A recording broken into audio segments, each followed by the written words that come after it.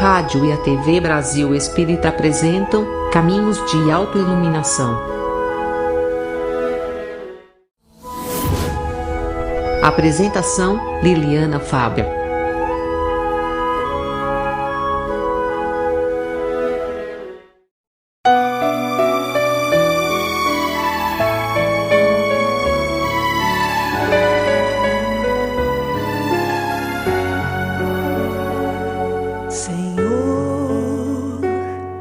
Fazei-me um instrumento de vossa paz. Onde houver ódio, que eu leve o amor. Onde houver ofensa, que eu leve o perdão. Onde houver discórdia, que eu leve a união. Onde houver dúvida, que eu leve a fé. Onde houver erro, que eu leve a verdade. Onde houver desespero, que eu leve a esperança. Onde houver tristeza, que eu leve a alegria. Onde houver trevas, que eu leve a luz. Ó Mestre, fazei que eu procure mais consolar que ser consolado, compreender que ser compreendido, amar que ser amado, pois é dando que se recebe, é perdoando que se é perdoado, e é morrendo que se vive para a vida eterna.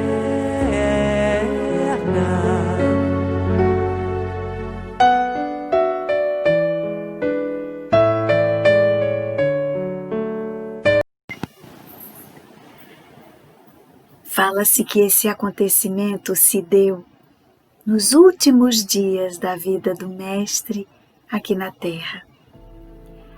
E aconteceu que, indo ele a Jerusalém, passava pela divisa entre Samaria e Galileia. Dizem que não era muito comum essa travessia feito por um pequeno grupo de judeus, mas que muitos judeus só se aventuravam se estivessem em grande monte ou então fortemente armados. Mas Jesus atravessava aquela região acompanhado dos seus discípulos. Região em constante conflito com o povo judeu, onde havia ódios e guerras de longas datas. Ao entrar em certa aldeia, saíram-lhe ao encontro 10 leprosos, os quais pararam de longe e levantaram a voz, dizendo: Jesus, Mestre, tem compaixão de nós. Ele logo os viu e disse-lhes: Ide e mostrai-vos aos sacerdotes. E aconteceu que, enquanto iam, ficaram limpos. Um deles, vendo que fora curado, voltou glorificando a Deus em voz alta e prostou o rosto ao chão na terra, aos pés de Jesus, dando-lhe graça, e este era samaritano. Perguntou, pois, Jesus: Não foram 10 os limpos? E os 9, onde estão? Não se achou que voltasse para dar glória a Deus, então, este estrangeiro? E disse-lhe: Levanta-te e vai, a tua fé te salvou. Esta é uma passagem descrita em Lucas, capítulo 17, versículos do 11 ao 19. E com essa passagem reflexiva a respeito, sobretudo, da gratidão, nós iniciamos mais uma semana fraterna, mais uma semana amiga aqui na companhia de vocês em mais um programa Caminhos de Autoiluminação. Hoje, falando a respeito do desafio que é o exercício da gratidão. Nesse sentido, nós vamos destrinchar um pouco a respeito desse contexto, dessa passagem tão rica de simbolismos e de significado que vem falar sobretudo a respeito de uma condição ainda muito triste em nós, que fala-nos a respeito do sentimento de ingratidão, mas também abrindo oportunidade para que possamos pensar a respeito dos benefícios advindos da ingratidão. Aqui nós vamos trazer para reflexão algumas falas de Joana de Ângelis, sobretudo no seu livro A Psicologia da Gratidão. E nós já destacamos alguma das falas dela nesse livro, que diz que a psicologia da gratidão deve ser vivenciada em todos os momentos da existência corporal. Filha, então, do amadurecimento psicológico, enriquece de paz e de alegria todo aquele que a cultiva. Mais adiante ela vai dizer: a vida em si mesma é um hino de louvor à vida, portanto, de gratidão incontida. Quando o processo de crescimento emocional liberta o espírito da sombra em que se aturde, nele se apresenta a luz da verdade, que é o discernimento em torno dos valores significativos que integram o concerto harmônico do cósmico. Mas ainda a respeito dessa passagem bíblica, importante para nós observarmos aquele contexto. Porque imaginemos nós que a lepra que assolava então aquele período do Cristo era uma doença que hoje nós sabemos é a chamada hanseníase, descoberta pelo pesquisador e médico Hansen. Era uma doença que era associada, atribuída à impureza, à desonra e ao pecado. Por falta de um conhecimento específico, a hanseníase muitas vezes era até confundida com outras doenças, principalmente doenças relacionadas à pele e também as doenças venéreas.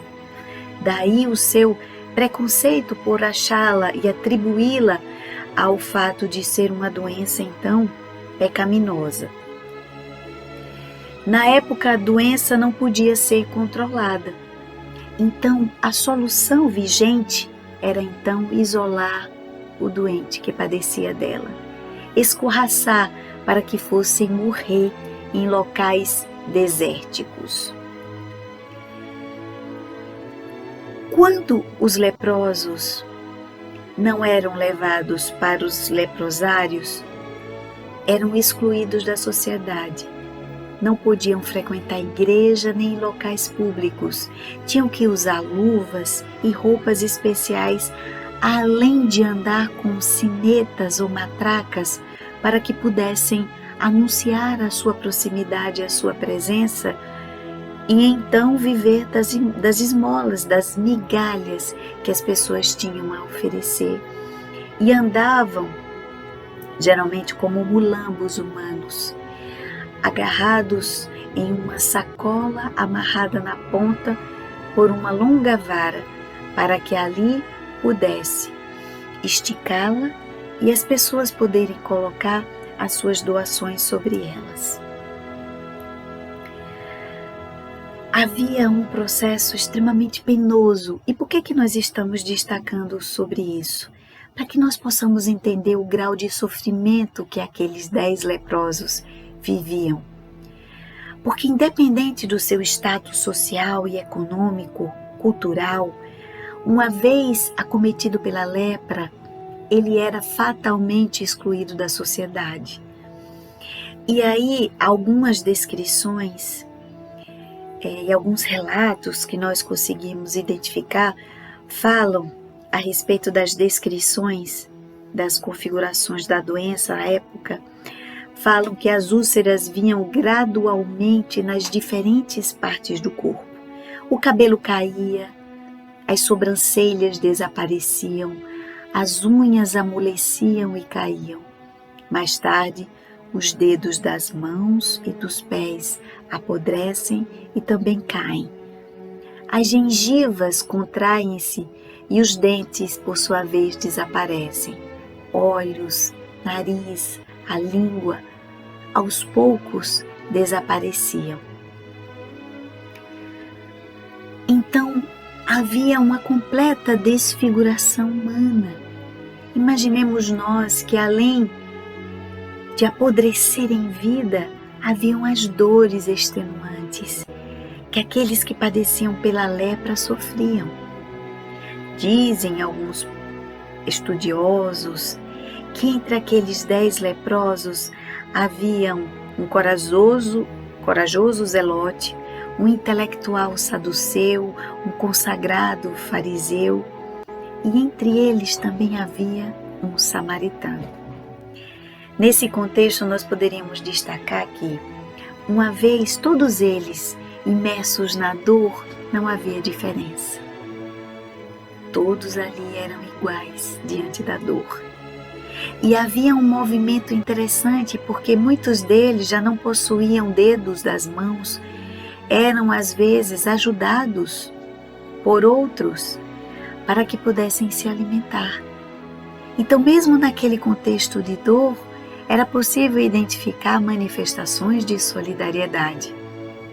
E nesse sentido, nós observamos que mesmo aprisionado naquelas circunstâncias de dor, havia ainda a presença da compaixão. Mas sigamos. Eram 9 judeus e um samaritano. Mas mesmo todos sendo beneficiados pelo Cristo, com aquela grande maravilha e milagre que era a cura para uma doença que causava tanta dor, todos se preocuparam em mostrar-se para os sacerdotes e, por conseguinte, demonstrarem para a sociedade que estavam novamente inclusos no livro dos vivos. Apenas um lembrou de voltar e agradecer pela cura. Este era samaritano, perseguido e odiado pelos judeus. Porque os outros também não foram tomados no coração por aquele ardor de gratidão? Porque não vieram com ele agradecer ao Cristo o grande benefício que havia lhes concedido quando, diante de uma temporada tão longa de dor e de sofrimento, não se sentiram motivados a voltar e a buscar essa postura de gratidão. Ainda nesse sentido, nós vamos observar um contexto bastante interessante. Nesse sentido, há uma observação de Joana de Ângeles a respeito da postura de ingratidão, contido no livro Jesus e a Atualidade. Nesse livro, Jesus e a Atualidade, Joana de Ângeles descreve: o ingrato é um enfermo que cumbure nas chamas do orgulho mal dissimulado, da insatisfação perversa. A todos os direitos e méritos se atribui, negando ao benfeitor a mínima consideração, nenhum reconhecimento. A ingratidão é chaga moral purulenta no indivíduo que debilita o organismo social onde se encontra. Assim, os ingratos são numerosos, sempre soberbos, autossuficientes em dependência mórbida, porém, dos sacrifícios dos outros. Nesse contexto, e ainda a respeito disso, no livro Jesus e a Atualidade, Joana de Ângeles, a respeito dos ingratos, vai dizer que muitos daqueles que foram tocados pelo Cristo pelo benefício da cura, e que por sua postura, que talvez a revelasse a não capacidade da transformação moral, muitos deles voltaram a sucumbir. Porque as suas chagas contidas no corpo e curadas pelo Mestre não foram suficientes para curar as chagas da alma. Porque muitos daqueles curados voltaram a cometer os mesmos erros. Nesse entendimento, nós poderemos perceber que para alguns, as chagas, as dores, as doenças são no fundo uma oportunidade para trabalhar e burilar a alma e transformá-la profundamente.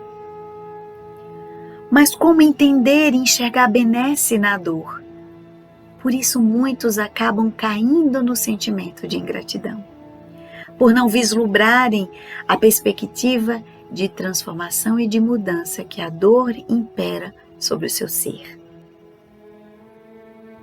Mas apenas um voltou, e este era samaritano. E aí há uma descrição de Lucas: e caiu aos seus pés, com o rosto em terra, dando-lhe graça. Nesse sentido, a postura de voltar o seu olhar para o chão representa uma postura de humildade. Ali a cura já havia se operado há muito tempo. A transformação das chagas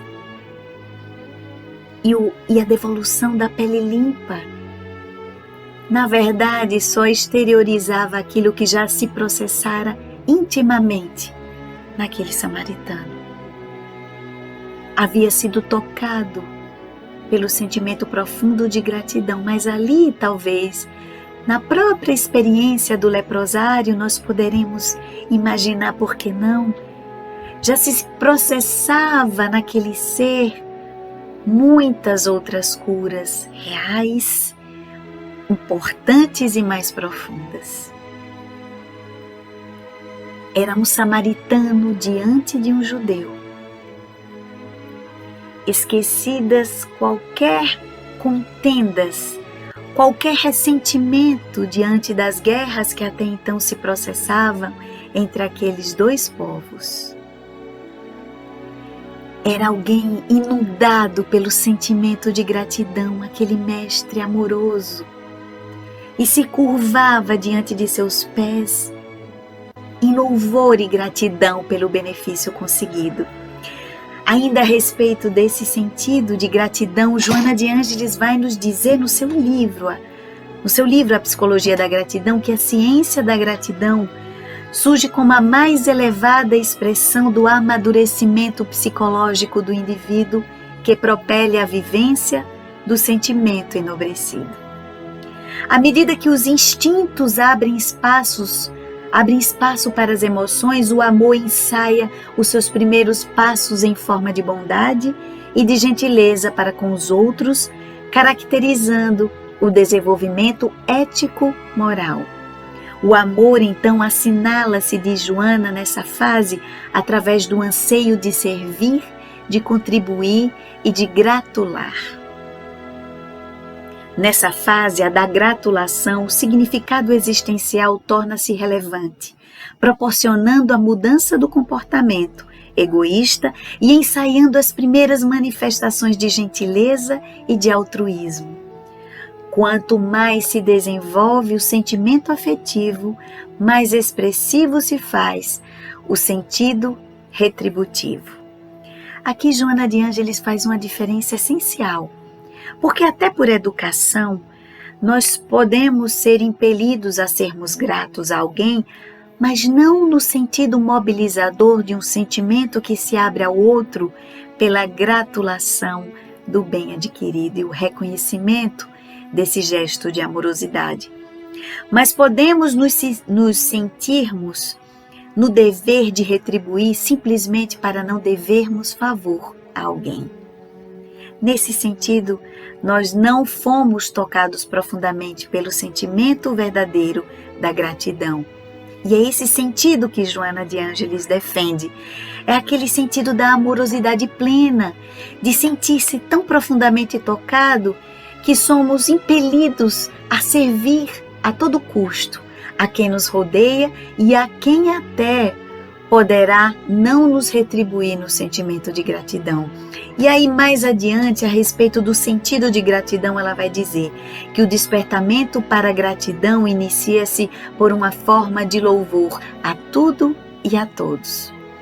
Então nós encontramos graça e satisfação e gratidão em tudo aquilo que nos ronda, inclusive as aflições. Mas para chegarmos a esse sentido de Joana é preciso um amadurecimento psicológico muito profundo, porque o ser que atinge esse cume e esse entendimento é alguém que atingiu a grande plenitude.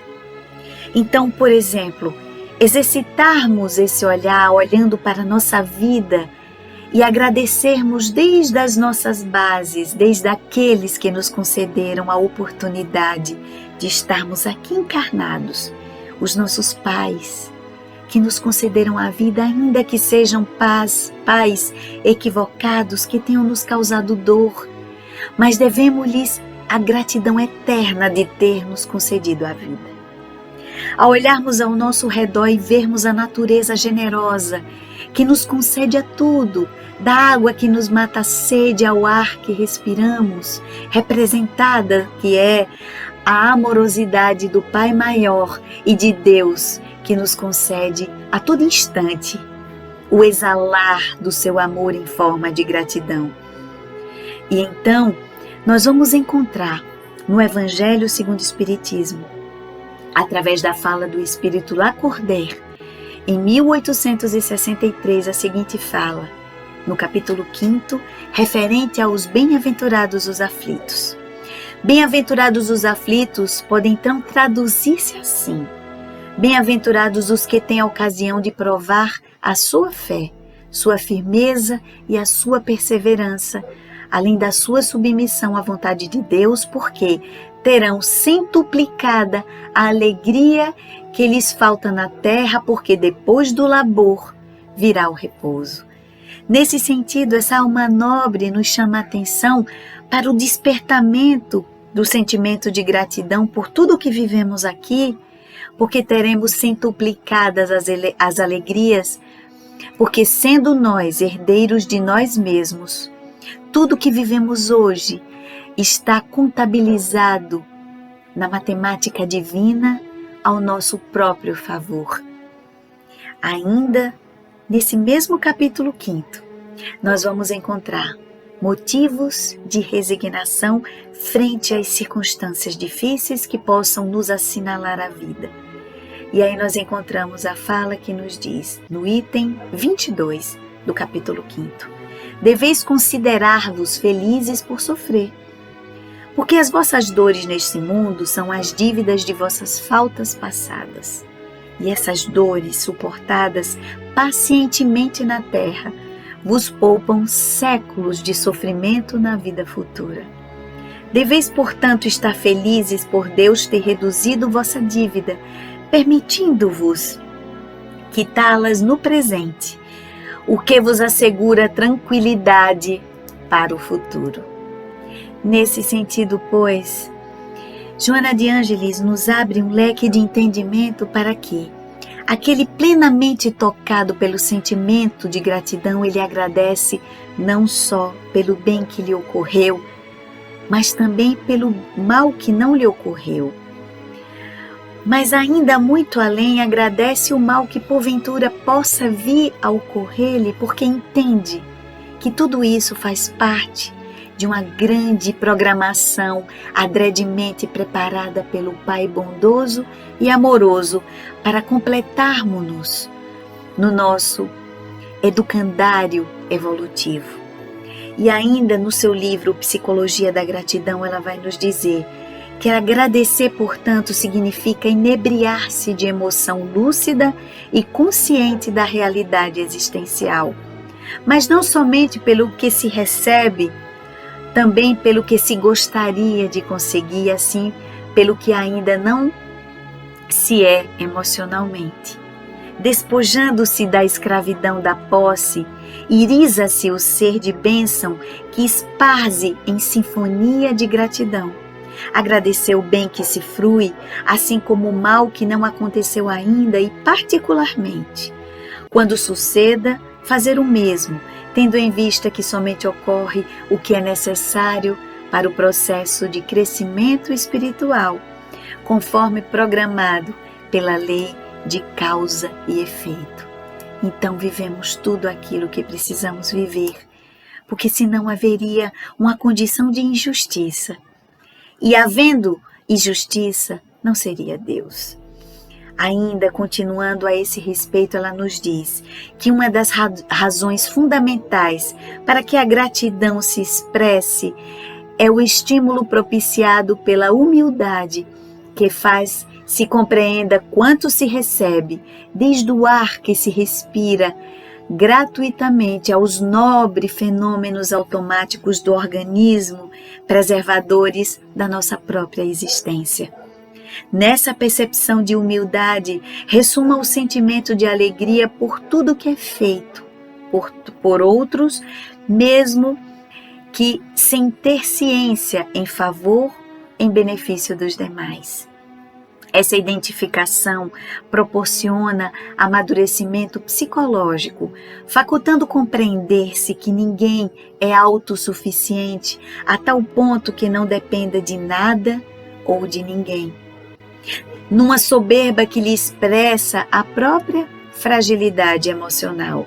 Sem esse sentimento de identificação das manifestações gloriosas do existir, a gratulação não vai além, diz Joana, da presunção de devolver, de nada se ficar devendo a outrem, de passar incólume pelos caminhos existenciais sem carregar débitos. Isso se trata de orgulho. Quando se é grato, alcança-se a individuação que liberta. Para atingir, no entanto, esse nível, o caminho é longo, atraente, fascinante e desafiador. Mas mesmo sendo desafiador, não nos é impossível.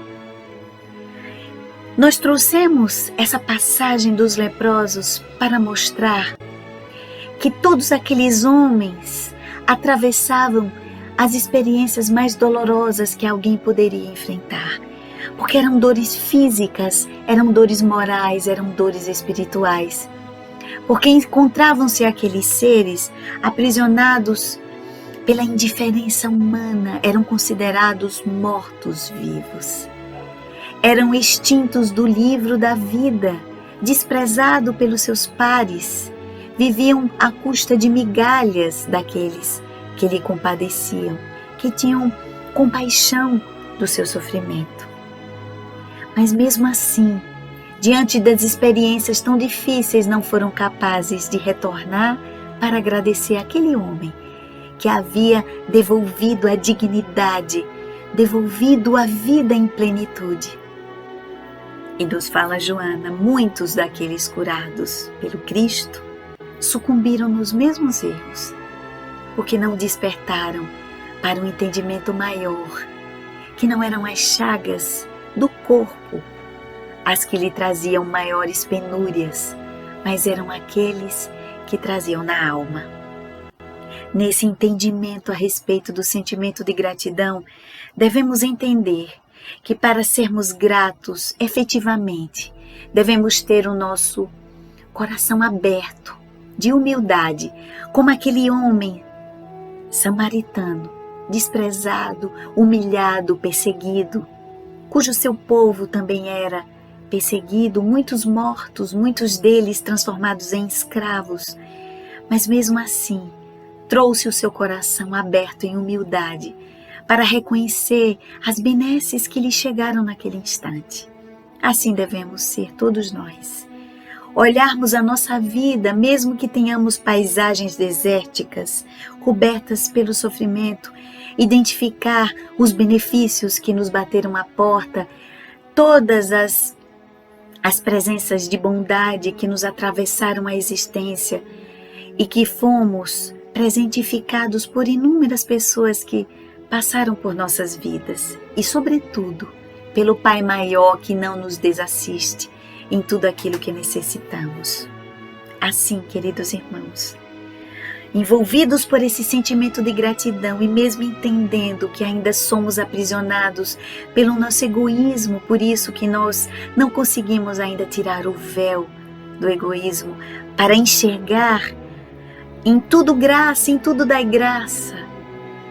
Se nós ainda não somos capazes de enxergar as graças que nos chegam a todo instante na vida, que possamos rogar a Deus esse entendimento, para que nos sensibilize, para que essa luz da gratidão possa penetrar profundamente os nossos corações.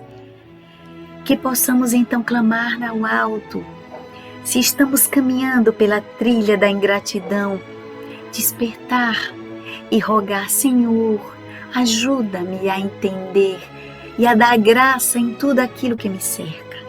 Senhor, ajuda-me a ser grata ou grato a tudo aquilo que me chega, para que não possa cair no abismo da ingratidão, que me leva naturalmente para a indiferença, para a revolta, para a falta de fé e para a falta de esperança.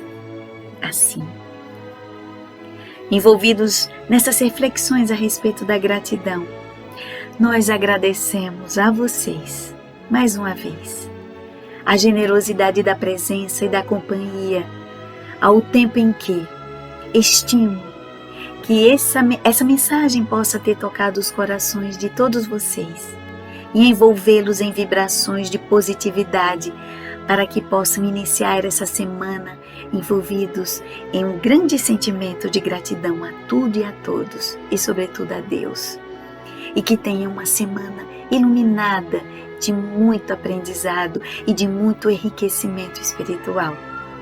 Agradeço a companhia gentil e rogo ao alto que, se for do desejo de Deus, Pai Todo-Poderoso, que possamos estar juntos na semana que vem em mais um programa Caminhos de Autoiluminação.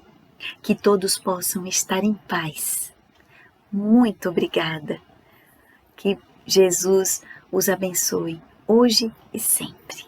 Gratidão.